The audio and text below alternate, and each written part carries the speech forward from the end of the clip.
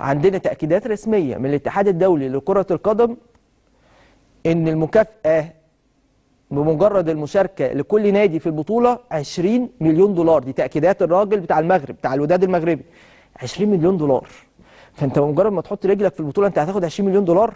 فدي نقلة تانية لأندية أفريقيا تحديدا. أهو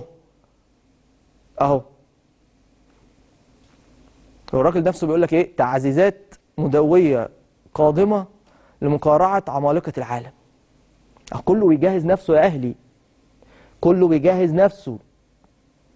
لازم تكون جاهز، لأن سقف التوقعات بالنسبة لك أنت كنادي أهلي أعلى بكتير عند الجمهور، أعلى من الأندية الإفريقية اللي هتشارك في البطولة. مع كامل احترامي وتقديري صن داونز والترجي والوداد، أنت أكبر أو أقوى أو ألقابك أكتر أو اسمك أشهر، فلازم تكون قد كل ده.